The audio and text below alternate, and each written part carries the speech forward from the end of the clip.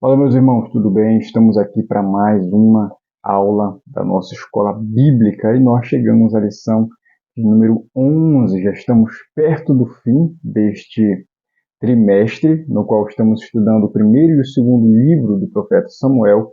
Chegamos à lição de número 11, que traz o assunto a queda e restauração de Davi. Essa lição está baseada no capítulo 11 e no capítulo 12 do segundo livro já do profeta Samuel. O texto áureo diz assim: Então disse Davi a Natã: Pequei contra o Senhor. Disse Natã a Davi: Também o Senhor te perdoou o teu pecado. Não morrerás. Segundo Samuel, capítulo 12, verso de número 13. A verdade prática diz assim: Nunca devemos ignorar nossas fraquezas, mas tratá-las com vigilância e oração. E a nossa leitura bíblica, ela está no capítulo 12, do verso 1 até o verso 14. A versão que vamos ler, adivinha, é a NAA. Leiamos então o texto bíblico. O Senhor enviou Natã a Davi. Natã foi falar com Davi e lhe disse: Havia numa cidade dois homens, um rico e outro pobre. O rico tinha ovelhas e gado em grande número, mas o pobre não tinha coisa nenhuma, a não ser uma cordeirinha que havia comprado. Ele a criou e ela cresceu em sua casa, junto com os seus filhos. Comia da sua comida e bebia do seu copo. Dormia nos seus braços e ele a tinha como filha. Certo dia chegou um viajante à casa do homem rico. E este não quis pegar uma das suas ovelhas ou um dos seus bois para dar de comer ao visitante que havia chegado. Em vez disso, pegou a cordeirinha do homem pobre e a preparou para o homem que havia chegado. Então o furor de Davi se acendeu contra aquele homem, e ele disse a Natã: Tão certo como vive o Senhor, o homem que fez isso deve ser morto, e pela cordeirinha restituirá 4 vezes, porque fez uma coisa dessas e porque não se compadeceu. Então Natã disse a Davi: Esse homem é você. Assim diz o Senhor, o Deus de Israel: Eu o ungi rei sobre Israel, e eu o livrei das mãos de Saul, e eu lhe dei a casa de seu senhor e as mulheres de seu senhor em seus braços. Também lhe dei a casa de Israel e de Judá. E se isto fosse pouco, eu teria acrescentado tais e tais coisas. Por que então você desprezou a palavra do Senhor, fazendo o que era mal aos olhos dele? Com a espada você matou Urias o heteu. Você tomou por esposa a mulher dele, depois de o matar com a espada dos filhos de Amon. Agora, pois, a espada jamais se afastará da sua casa, porque você me desprezou e tomou a mulher de Urias o heteu para ser sua mulher. Assim diz o Senhor: Eis que farei com que de sua própria casa venha o mal sobre você. Tomarei as suas mulheres à sua própria vista e as darei a outro homem que se deitará com elas em plena luz do dia, porque você o fez em segredo, mas eu farei isso diante de todo o Israel em plena luz do dia. Então Davi disse a Natã: Pequei contra o Senhor. E Natã respondeu: Também o Senhor perdoou o seu pecado.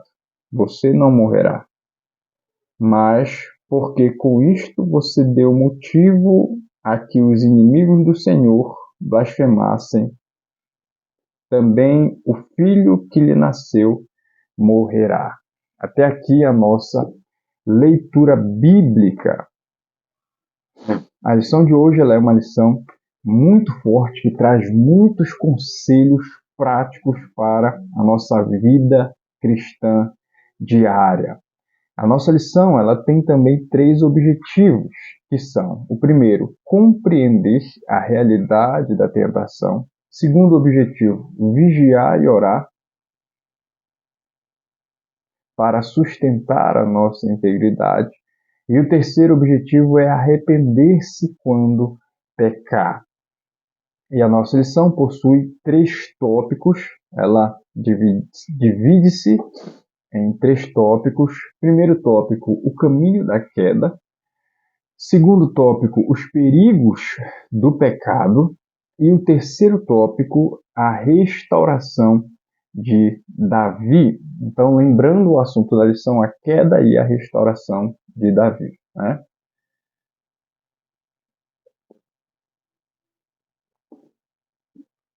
E antes de entrarmos na lição, já peço a você que se inscreva em nosso canal, que deixe também o seu like para nos ajudar. Isso é muito importante, isso impulsiona as nossas aulas aqui no YouTube. E eu peço a você também que comente aqui embaixo a cidade de onde você é e qual congregação você faz parte, tá bom?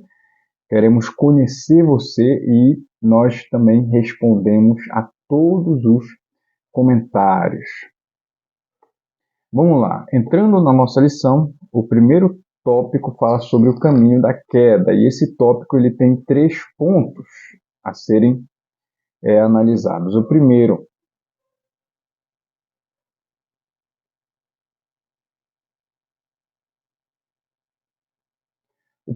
é a ociosidade, o segundo é ignorar as advertências e o terceiro é descuido em tempo de sucesso. Falando do primeiro ponto, sobre a ociosidade, é o verso de número 1 do capítulo 11, que diz assim: decorrido um ano, no tempo em que os reis costumam sair para a guerra, enviou Davi a Joabe e seus servos com ele, e a todo Israel, que destruíram os filhos de Amon e sitiaram Rabá. Porém, Davi ficou em Jerusalém. O texto acima, que trata do pecado de Davi, sutilmente inicia dizendo que todos estavam em guerra, menos Davi. Joabe estava em guerra, o exército estava em guerra, o reino estava em guerra, mas o rei de Israel estava ocioso.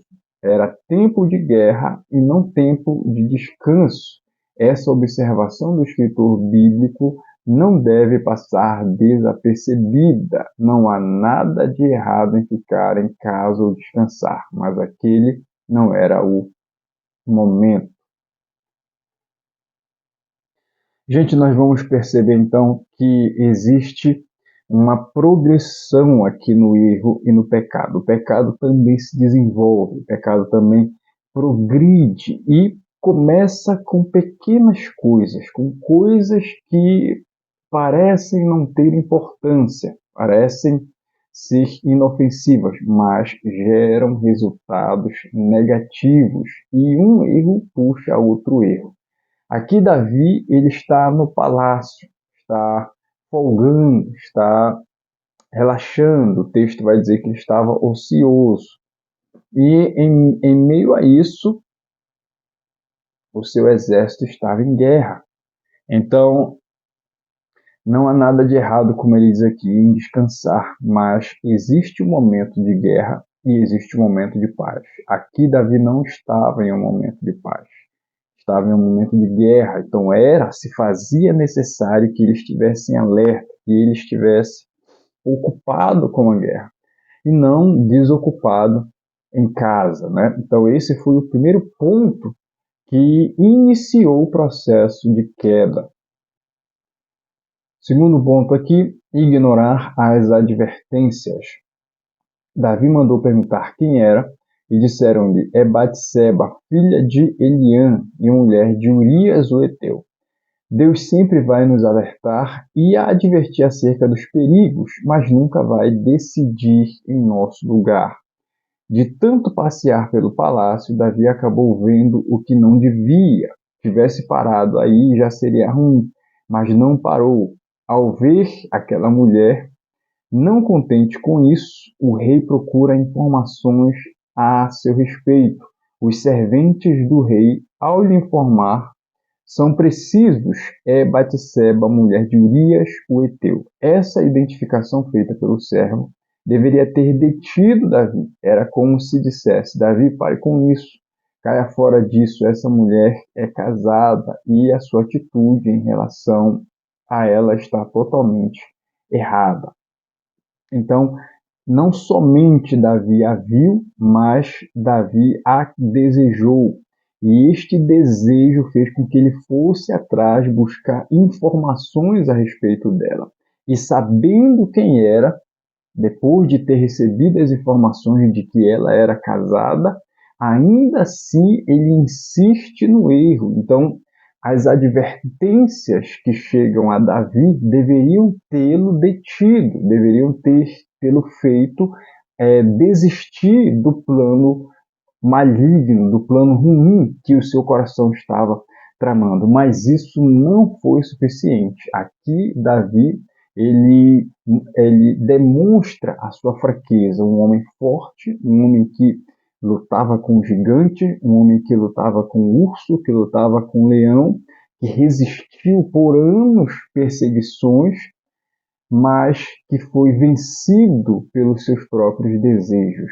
Então, as advertências, elas sempre vão nos alertar com relação ao perigo iminente, mas, como nós lemos aqui, Deus não vai decidir em nosso lugar. Nós precisamos tomar as decisões corretas. O terceiro ponto aqui é o descuido, que é baseado no verso de número 6 do capítulo 11. Então enviou Davi mensageiros a Joabe, dizendo: manda-me Urias o heteu. E Joabe enviou Urias a Davi. A quebra da integridade explica muitos desastres e quedas morais. Nossos valores sempre estarão sendo pressionados pela cultura do nosso tempo. Nunca devemos flexibilizar valores e princípios copiando o mundo. Pequenas concessões vão minando a nossa fidelidade e trincando a nossa integridade. A carta de Davi, com orientações homicidas, mostra o relaxamento moral, fruto de um processo de descida e esfriamento. Tudo é uma consequência e não foi algo que ocorreu do dia para a noite. Então, além de Davi ter iniciado o seu processo de queda com uma ociosidade, dando espaço ao inimigo, dando espaço ao pecado, dando espaço ao erro, ele comete o pecado de possuir a mulher, uma mulher comprometida, o adultério, e além dele cometer o adultério, agora ele já está tramando a morte do marido da mulher com quem ele havia adulterado. Então, o pecado, ele vai, como a gente disse antes, progredindo, evoluindo e fazendo com que cada vez mais você fique preso a ele. Por isso que Jesus diz: aquele que comete pecado é escravo do pecado. E então Davi agora, ele só vai, como nós lemos aqui, ladeira abaixo. Ele decai moralmente, ele perde a sua integridade, ele perde os seus valores, ele perde os seus princípios, tudo isso para copiar as ações mundanas que os cercam. Então, precisamos estar atentos e vigilantes com relação à pressão que o mundo impõe sobre nós na seguinte era, né? no momento em que vivemos. Tudo de errado parece ser certo. E tudo aquilo que é certo parece que é agora errado. Então nós precisamos estar atentos, porque o mundo muda, os tempos mudam, os pensamentos, as culturas, as ideias, elas mudam, mas a palavra de Deus, ela é eterna e ela não muda. Então precisamos ser pontuais e precisamos ser fiéis à palavra de Deus. Aqui nós encerramos o primeiro ponto, o primeiro tópico, e vamos entrar no segundo tópico: os perigos do pecado E o primeiro ponto aqui dentro é o pecado, ele é oportunista. Oportunista.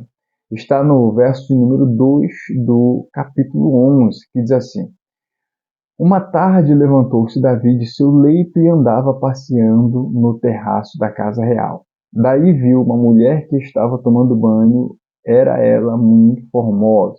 Quando o pecado bate à porta. Sempre que ele encontra oportunidade, as Escrituras nos revelam que o pecado nos espreita, conforme Gênesis capítulo 7, capítulo 4, verso 7. E rodeia de perto, conforme Hebreus capítulo 12, verso 1. Todos os dias ele está lá querendo uma brecha. Davi nunca fugiu das batalhas. Desde adolescente, ele lutava, inclusive anonimamente, contra um urso, contra o leão, protegendo as suas ovelhas. Neste dia, ao não ir à guerra e ficar ocioso no palácio, ele criou uma oportunidade para o pecado.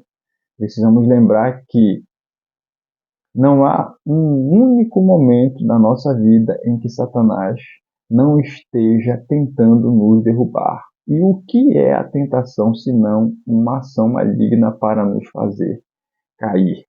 Aqui Davi, ele dá espaço ao inimigo, ele dá espaço ao pecado, ele dá espaço ao erro. E esse é um dos erros que nós mais cometemos na atualidade. É uma das falhas que todos nós cometemos. Precisamos vigiar nisso. Em que sentido? No sentido de estar ocioso, no sentido de estar desocupado. A Bíblia, ela nos impõe muitas obrigações, ela nos impõe muitos deveres que, se nós atentarmos e nos preocuparmos em fazer a vontade de Deus, vamos estar tapando todas as brechas. O problema da nossa geração é estar desocupada. E se você dar atenção a isso, se você prestar atenção, todos os homens bíblicos, todos os homens chamados por Deus, todas as pessoas que Deus chamou, de certa forma elas estavam ocupadas, elas não estavam ociosas. Então isso é um alerta para nós. Precisamos estar ocupados com a obra de Deus, com o trabalho de Deus, com o que a Bíblia nos coloca como sendo os mandamentos e preceitos do Senhor. Essas coisas devem ocupar toda a nossa agenda para que não tenhamos brecha para o erro. E o segundo ponto aqui é o pecado, ele é sedutor. O pecado nunca vai se apresentar como algo feio e repulsivo. Ao contrário, ele seduz porque se apresenta como atraente e apetitoso. Em Gênesis, no episódio da queda, é dito que a mulher viu a árvore e era boa para se comer e agradável aos olhos, e árvore desejável para dar entendimento. Gênesis 3, capítulo 6. Tiago, em sua epístola, diz que ele seduz como uma isca que esconde um anzol de modo tão eficaz que a presa só perceberá o engodo tarde demais. Tiago 1, verso 14. Aliás, a tentação é um convite ao pecado, justamente porque desperta a concupiscência. Então, todo ser humano ele será tentado por aquilo que lhe atrai, por aquilo que lhe chama a atenção, por aquilo que lhe desperta o desejo. Então nós precisamos estar atentos e controlar as nossas emoções, controlar os nossos sentimentos, porque não há nada mais poderoso do que o poder de decisão que o Senhor tem nos concedido, que o Senhor nos concedeu. Então, nada será mais forte do que nós. Já viu aquela expressão? Eu não resisti porque fui mais forte do que eu. Isso não é verdadeiro. Deus sempre nos dará forças e capacidade para suportar e resistir às diversas adversidades que possam se levantar contra nós. Então, Davi, ele cedeu ao a sedução do pecado. E o terceiro ponto aqui o pecado, ele insensibiliza, verso 15 do capítulo 11. Escreveu na carta dizendo: ponde Urias na frente da maior força da peleja e deixai-o sozinho para que seja ferido e morra. O pecado vai gerando insensibilidade e frieza. Incrivelmente, essas páginas não foram omitidas das Escrituras a despeito de que se referirem a algo tão desprezível e repreensível para nos advertir. Como Davi, um homem tão piedoso, chegou a esse ponto? Ele maquina, seduz, usa do poder real, mente, adultera, trai, mata. Perguntamos como isso foi possível. A resposta é que o pecado o vai tornando insensível ao ponto de já nem se reconhecer mais. Ele perdeu por completo o senso de justiça. Então é isso que o pecado faz com as pessoas. Ele tira a moral das pessoas, ele tira o senso das pessoas, ele tira a integridade mental das pessoas, o senso crítico, ele tira das pessoas a sensibilidade à justiça de Deus, ele faz com que as pessoas estejam adormecidas, amortecidas pelo êxtase e pela vontade e pelo desejo de satisfazer a sua própria vontade. Então, Davi, ele só tem um desejo aqui, é encobrir cada vez mais o erro que ele havia cometido lá atrás. Então, o pecado, ele tira a sensibilidade de você sentir a presença de Deus, de você se entregar à vontade do Espírito de Deus. O pecado, ele anula isso no ser humano. E aqui nós encerramos esse segundo tópico e vamos falar sobre o terceiro e último tópico da lição, que fala sobre a restauração de Davi. E o primeiro ponto é: Deus tudo vê. Verso de número 12 do capítulo 12. Porque tu fizeste em oculto, mas eu farei isto perante todo o Israel e perante o sol. A semeadura vai frutificar, haverá consequências, e elas são inevitáveis. Isso contraria o engodo satânico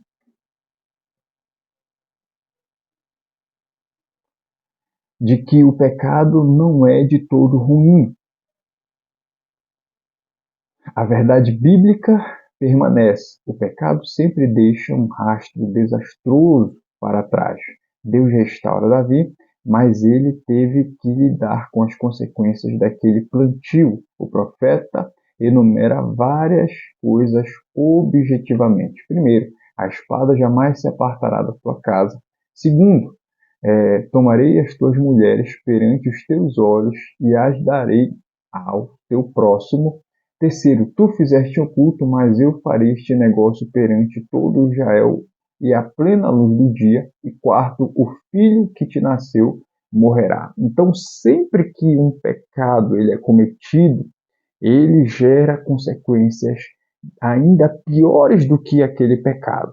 Então, o preço a ser pago no futuro será mais caro, será pior do que o mal causado pelo pecado. E é o que acontece aqui. Davi ele experimenta 4 consequências desastrosas por conta do seu erro. E o segundo ponto aqui dentro é o arrependimento. Verso de número 13, a parte A do capítulo 12. Então disse Davi a Natã: pequei contra o Senhor.